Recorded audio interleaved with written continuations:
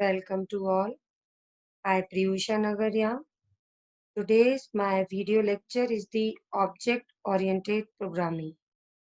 Actually, object-oriented programming language को पढ़ने से पहले हमें प्रोसीजरल ओरिएंटेड प्रोग्रामिंग लैंग्वेज और स्ट्रक्चर प्रोग्रामिंग लैंग्वेज के ड्रॉबैक्स के बारे में जरूर पढ़ना चाहिए. So now we start the topics. So firstly, I introduce some outlines in this video lecture are covered. So the all are known कि सबसे पहले जो टॉपिक हम देखते हैं वो होता है प्रीरिक्विजिट, मतलब जितनी भी बेसिक नीड्स है इस टॉपिक से रिलेटेड वो सारे इंफॉर्मेशन हमें अपने पर्टिकुलर प्री रिक्विजिट्स फॉर्म में डिक्लेयर करनी होती है. Next is the introduction. Actually introduction का मेन मोटिव होता है आपका definition of the topic and why this particular topics are invented. So the introduction is only for the define on the particular topic. And next is the features of object oriented programming. Because the features का दूसरा एक और अपना meaning होता है वो होता है application of object oriented programming. तो सबसे पहले इस पर्टिकुलर फीचर्स यानी कि ऑब्जेक्ट ओरिएंटेड के फीचर्स को हमें देखने से पहले हमें प्रीवियस जो हमारे टॉपिक्स है यानी कि स्ट्रक्चर प्रोग्रामिंग और हमारा प्रोसीजरल ओरिएंटेड प्रोग्रामिंग उनके फीचर्स के बारे में भी हमको एक बार ध्यान से रीड करना चाहिए. क्योंकि इन फीचर्स के अकॉर्डिंग हम जो एक्सप्लेनेशन होता है या जो एडवांस हम इनमें वर्ड्स यूज करते हैं वो आपके ओवरकम करते हैं आपके बैक यानी कि बैक वर्जन के फीचर्स को. Now next is the advantages and the disadvantages of object oriented programming.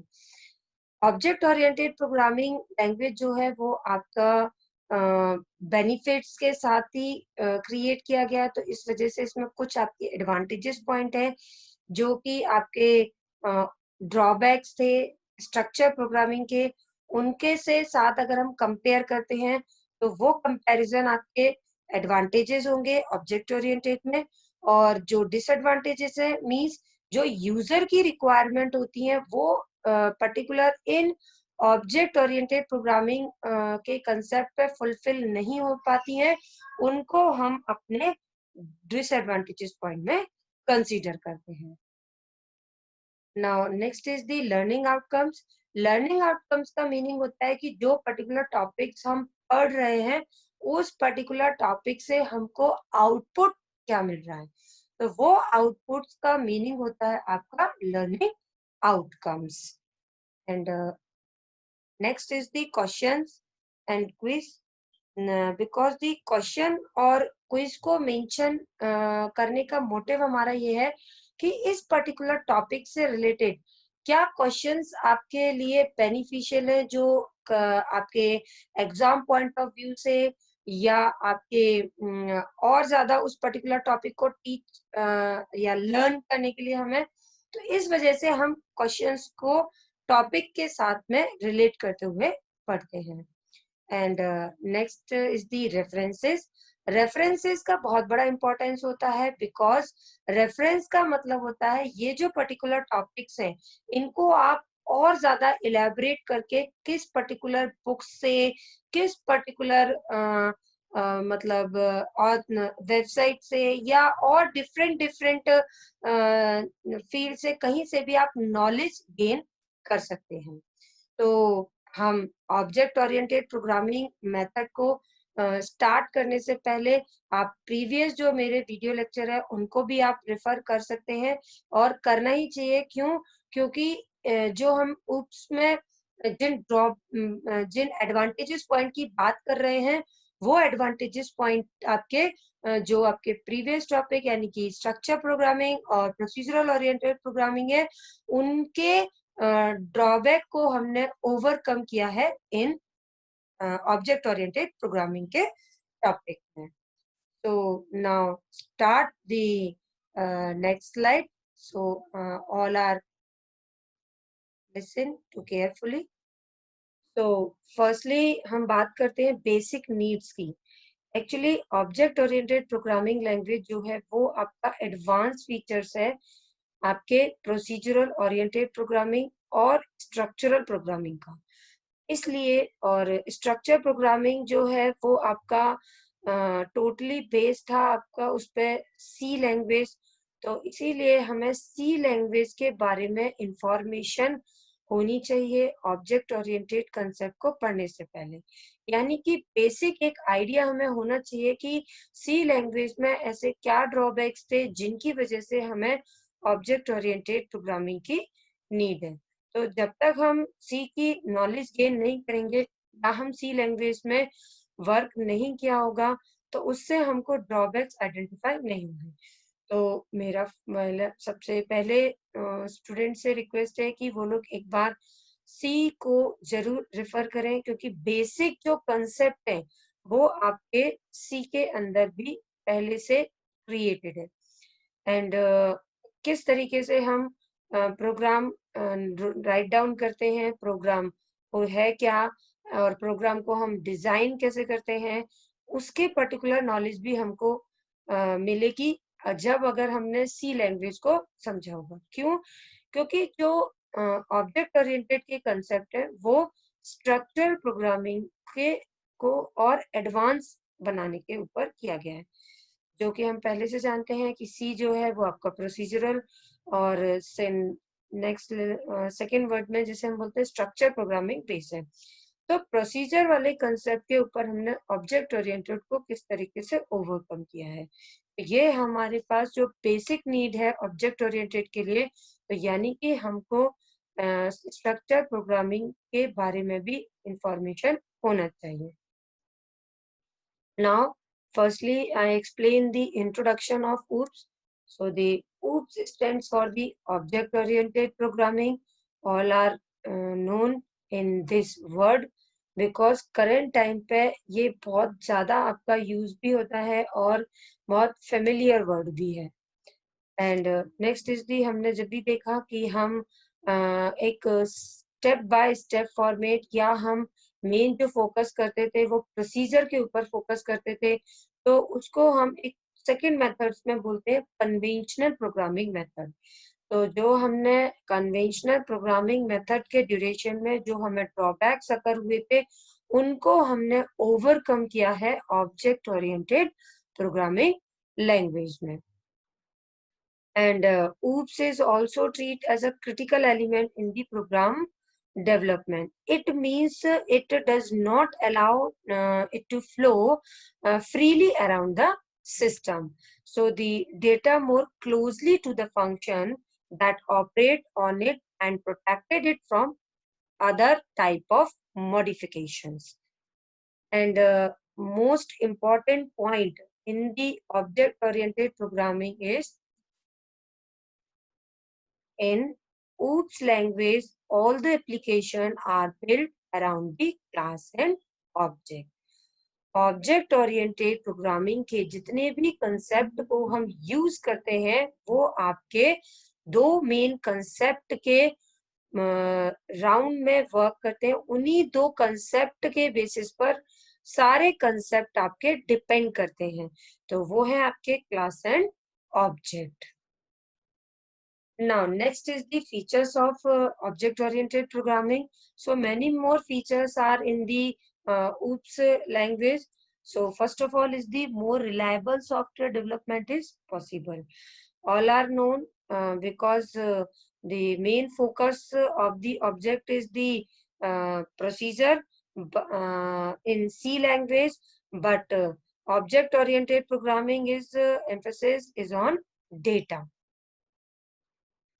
Enhanced from the C programming language, all are known. And most important features जैसा कि हम देख रहे हैं procedural and the object oriented nature. जैसा अभी मैंने भी डिस्क्राइब किया कि जो आपका मेन फोकस है वो हमने प्रोसीजर से ज्यादा ऑब्जेक्ट पर फोकस किया, हमने लॉजिक पर फोकस किया, मॉड्यूल पे फोकस किया, मेथड पे फोकस किया है. ओके. एंड जो ऊप्स है वो आपका in comparison to the POP में लार्ज प्रोजेक्ट्स के लिए भी सुटेबल है। पीओपी के अंदर हम तो कॉम्प्लेक्सिटी थोड़ी ज्यादा थी, इसीलिए हम स्मॉल साइज के प्रोजेक्ट्स को यूज करते थे। बट अगर कोई हमारा लार्ज साइज का प्रोजेक्ट है तो उसके लिए ऊप्स के फीचर्स इजीली तरीके से सारी कंडीशंस को इम्प्लीमेंट कर सकते हैं। And many more features are also in the oops like fairly efficient language means program are divided into what are known as objects, and data structure are also designed to the characterize the object, and many more function that operate on the data of an object and tied together in the data structure. So it has the features of memory management. Actually the hidden data जो इसके अंदर होता है उसके regarding वो जब हमें required होता है तब हम उसको यूज कर सकते हैं। और जो हिडन डेटा की एक और फंक्शनैलिटी इसके अंदर हम यूज कर सकते हैं जो कि एक्सटर्नल जो फंक्शन होते हैं, मतलब बाहर के, जैसा कि मैंने आपको स्ट्रक्चर प्रोग्रामिंग के अंदर भी बताया था कि हमने स्ट्रक्चर को ग्लोबली डिक्लेयर किया था और उसके ग्लोबली डिक्लेयर होने के कारण हम उसको मेन फंक्शन में भी यूज कर पा रहे थे। बट ऊप्स के अंदर जैसा बता रहे हैं कि फीचर्स ऑफ मेमोरी मैनेजमेंट, यानी कि आपके जो भी आप ऑब्जेक्ट या क्लास डिक्लेयर करते हैं वो आपके मतलब आपकी क्लास को तब तक मेमोरी एलोकेट नहीं होती जब तक कि उसका ऑब्जेक्ट क्रिएट नहीं कर दिया जाता। तो इसमें हम इजीली तरीके से डेटा और डेटा के से रिलेटेड फंक्शंस को एडिट कर सकते हैं यूजर की रिक्वायरमेंट या उसकी नेसेसिटी के अकॉर्डिंग। एंड इसके अंदर हम बॉटम अप अप्रोच को फॉलो करते हैं जो कि प्रोग्राम डिजाइनिंग के लिए बहुत बेनिफिशियल पॉइंट है। And next is the organization of data and function in object-oriented programming. तो जैसे कि आपको 3 ब्लॉक्स इस पर्टिकुलर स्लाइड्स में नजर आ रहे हैं। तो अब आप हमने स्ट्रक्चर के अंदर देखा था कि ओनली हम डेटा मेंबर्स को ही अपने स्ट्रक्चर के अंदर डिक्लेयर कर सकते थे, लेकिन ऊप्स के अंदर आप जैसा देख रहे हैं कि डेटा एंड फंक्शन हम दोनों को एक ही पर्टिकुलर ब्लॉक के अंदर या एक ही ग्रुप के अंदर हम इनको कंबाइनली क्रिएट कर सकते हैं लाइक दिस। जैसे मैंने फर्स्ट ब्लॉक के अंदर डेटा यानी जितने भी वेरिएबल्स हमको रिक्वायर्ड है उनको मैंने डिक्लेयर किया। उस वेरिएबल को यूज करने के लिए जो फंक्शन है वो भी मैंने उसी पर्टिकुलर ब्लॉक में क्रिएट किया हुआ है और इनके बीच में आपका रिलेशन है।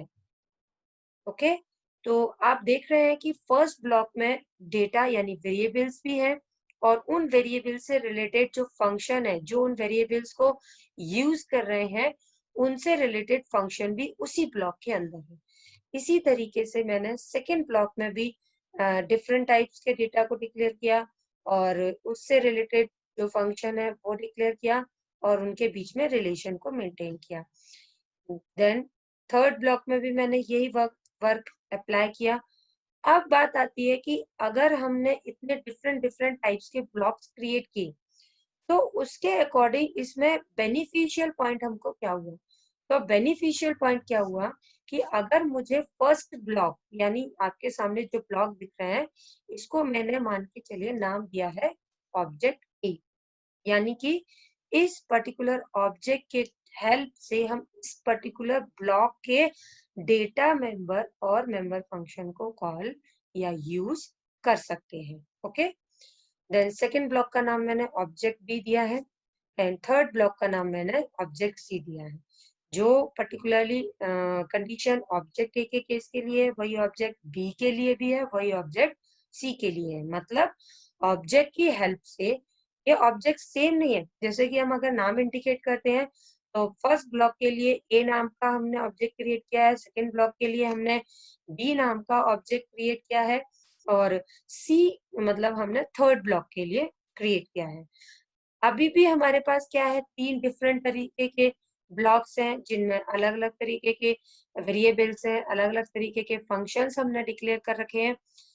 तो अभी भी इसमें क्या है, हम उसमें भी तो स्ट्रक्चर अलग क्रिएट कर रहे थे, फंक्शंस के रिगार्डिंग भी हमारे पास फैसिलिटी थी।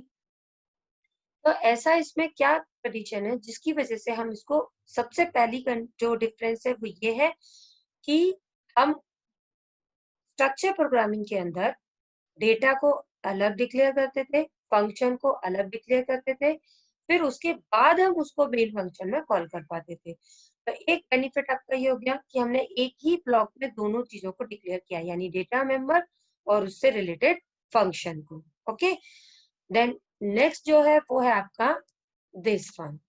ओके, आप देख पा रहे हैं कि अगर हमें ऑब्जेक्ट ए के किसी फंक्शन को यूज करना है ऑब्जेक्ट बी में, तो ऑब्जेक्ट ओरिएंटेड प्रोग्राम के अंदर ये फैसिलिटी आपकी अवेलेबल है। सेम ऑब्जेक्ट बी का कोई फंक्शन ऑब्जेक्ट सी के अंदर यूज हो रहा हो, तो ये फैसिलिटी भी इसके अंदर है।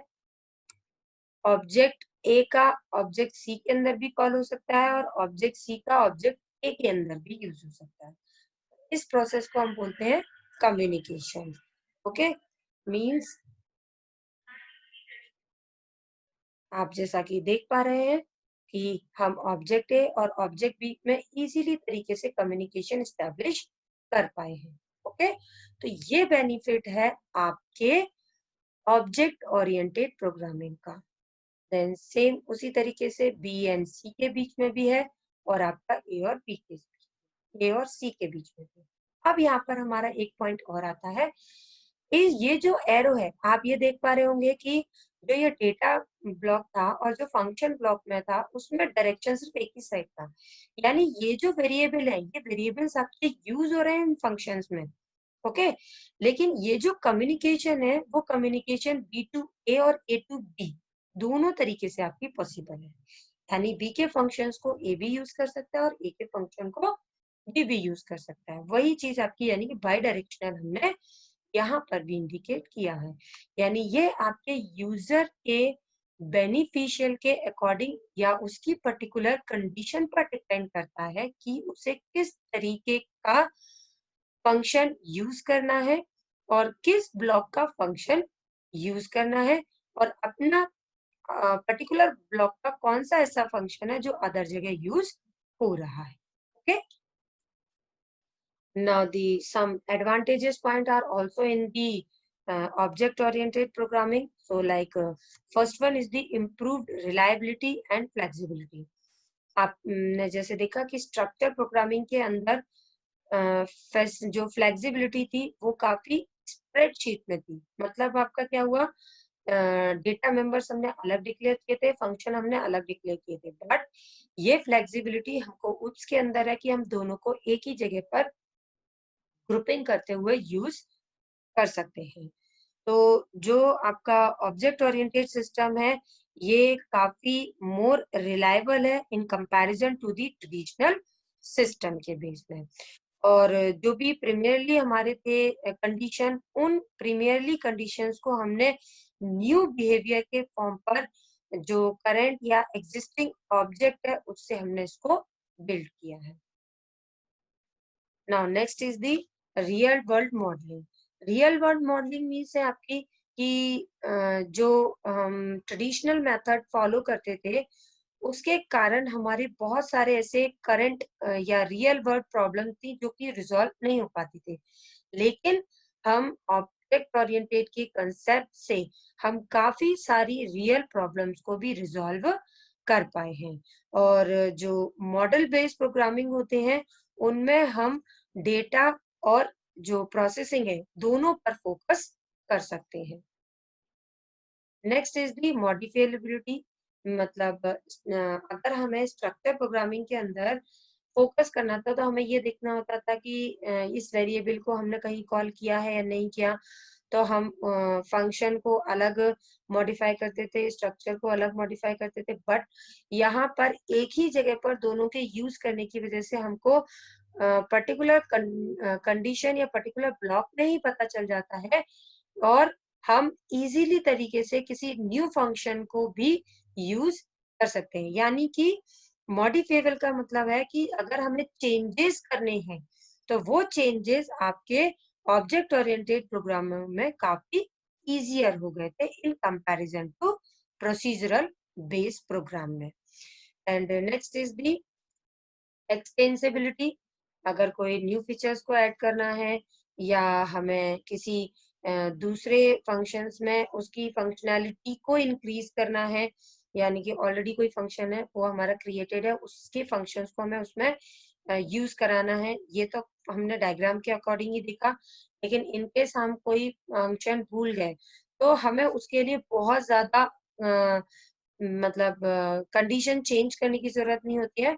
हम जो ब्लॉक जहां पर भी रिक्वायरमेंट होती है न्यू फीचर्स की, हम उस पर्टिकुलर ब्लॉक के अंदर उस पर्टिकुलर फंक्शंस को क्रिएट कर सकते हैं। यानी कि जो मॉडिफाइंग की फैसिलिटी थी और जो एक्सटेंसिबिलिटी की फैसिलिटी थी, ये काफी ज्यादा इजीली तरीके से रिजॉल्व हुई थी हमारी ऑब्जेक्ट ओरिएंटेड प्रोग्रामिंग के अंदर। And next one is the reduced maintenance. Actually जो ग्लोबल टाइप का डेटा हमें डिक्लेयर करना होता था, तो उस वजह से हमारी जो सिक्योरिटी थी वो सिक्योरिटी भी आपकी काफी क्रिटिकल हो जाती थी। तो इसकी वजह से अब हमारा इसके अंदर जो मेंटेनेंस था वो हमारा कम हो गया था। क्यों? क्योंकि जो फंक्शन है और जो मेंबर है वो एक ही पर्टिकुलर क्लास के अंदर या एक ही पर्टिकुलर ब्लॉक के अंदर क्रिएट करते थे, तो जो मेंटेनेंस था वो हमारा रिड्यूस हो गया था। And next is the high code reusability. इसका मेन मोटिव है कि हम इजीली तरीके से एक ब्लॉक की प्रॉपर्टीज को दूसरी ब्लॉक में इजीली तरीके से हम यूज कर सकते हैं, और एक ऑब्जेक्ट की हेल्प से ये वर्क आपका बहुत इजीली तरीके से मल्टीपल ब्लॉक्स के बीच में हम कंप्लीटली डन कर सकते हैं। और जो भी अब इसमें एक और फीचर्स आपका ऐड होता है जो कि कंसेप्ट में आपका आएगा ऑब्जेक्ट ओरिएंटेड पे, कि इसके अंदर हमें मेन 5 टाइप्स के फीचर्स इंक्लूड किए गए थे। उनमें से एक जो फंक्शन है वो आपका जो रीयूजेबिलिटी फैसिलिटी है इसको काफी ज्यादा इंक्रीज किया हुआ है। Okay, now some disadvantages are also in the object oriented programming, because अगर किसी में अगर ऑब्जेक्ट ओरिएंटेड का भी कोई एडवांस वर्जन है तो उसके अकॉर्डिंग पर्टिकुलर इस लैंग्वेज में कोई ना कोई एक आध ड्रॉबैक होगा, जिसकी वजह से हमें, जैसे सी के अंदर ड्रॉबैक था और वो उसकी वजह से हमने ऑब्जेक्ट ओरिएंटेड इन्वेंट किया था। सेम आपका यही कंडीशन यहाँ भी आपकी अप्लाई होती है कि अगर कोई ऐसा डिसएडवांटेजेस पॉइंट है जो हमारा ऊप्स में भी कंस्ट्रक्ट नहीं हो रहा, तो वो भी हमको हमेशा देखना चाहिए। क्यों? क्योंकि उसकी वजह से हमें आगे वाली जितनी भी लैंग्वेजेस हैं उनमें हम इजीली तरीके से उनको समझ सकते हैं। तो फर्स्ट जो डिसएडवांटेज पॉइंट है वो है आपका object oriented development is not a solution. Okay, इसका मतलब है कि ये एक बेस्ट तरीका नहीं है because of the interactive environment को क्रिएट करने का। क्यों? बहुत सारे ऐसे हमारे पास एडवांस टेक्निक्स आ गई हैं जिनके अकॉर्डिंग ऊप्स उन पर सुटेबल नहीं हो पाता है। Then next is the object oriented development is not a technology. Actually ये टेक्नोलॉजी नहीं है, ये आपका एक कंसेप्ट है जो कि आपके सारे हाई ऑब्जेक्ट ओरिएंटेड प्रोग्रामिंग को डायरेक्टली एक अप्रोच के साथ सॉल्व करता है। ठीक है, तो ये आपका एक कंसेप्ट है, not in technology. And next is the not yet completely accepted by major vendor. Actually current time पर हम इसको बहुत रेयरली यूज करना चाहते हैं, बिकॉज जो इसके अंदर कोडिंग है वो आपकी बहुत रिस्पेक्टेबल फॉर्म में नहीं है करंट टाइम के बेसिस पर। बट इसका जब इन्वेंशन हुआ था उस टाइम पर यूजर की जो क्वेरीज थी वो इजीली तरीके से डन होती थी, इसीलिए हम ऑब्जेक्ट ओरिएंटेड को प्रोग्रामिंग को रीड करते हैं, बिकॉज ऑब्जेक्ट ओरिएंटेड के अंदर जितने भी फीचर्स को इन्वेंट किया गया था उनको इन यानी कि ओवरकम करने के लिए स्ट्रक्चर प्रोग्रामिंग की, तो उनको हमें जानना जरूरी होता है। क्यों? क्योंकि हम उनको उनसे जब अवेयर होंगे तभी हम किसी आगे हाई टेक्नोलॉजी को इजीली तरीके से कैच कर पाएंगे। नाउ जहां तक है आप लोगों को ऊप्स का जो मेन इन्वेंशन है वो क्यों हुआ है वो आपको समझ में आया होगा। ऑब्जेक्ट ओरिएंटेड में किस तरीके से हमने स्ट्रक्चर प्रोग्रामिंग पे काफी सारे फीचर्स को और चेंजेस फॉर्म में यूज किया है वो आपको क्लियर हुआ होगा, और एडवांटेजेस और डिसएडवांटेजेस हमने यहाँ पर प्रॉपर फॉर्मेट में देखे हैं। Some questions arise in our mind because what is the evolution of foods? Write down the merits of foods. Many more questions are depend on the basic concept of object-oriented programming language. So, some references books are also shown in this slide. तो आप लोग भी इन books को refer कर सकते हैं। उप्स के लिए पालो गोस्वामी बहुत सुटेबल है स्टार्टिंग के करने के लिए, तो आप इन दोनों बुक्स को रिफर कर सकते हैं, जिससे आपके जो बेसिक कंसेप्ट हैं वो इजीली तरीके से क्लियर हों। तो जो नेक्स्ट वीडियो लेक्चर होगा वो हमारे ऊप्स के ही कंसेप्ट को हम आगे और क्लियरली एक्सप्लेन करते जाएंगे, जिससे हम उसके प्रोग्रामिंग कंसेप्ट को भी इजीली तरीके से अंडरस्टैंड कर पाए। Now, thank you to all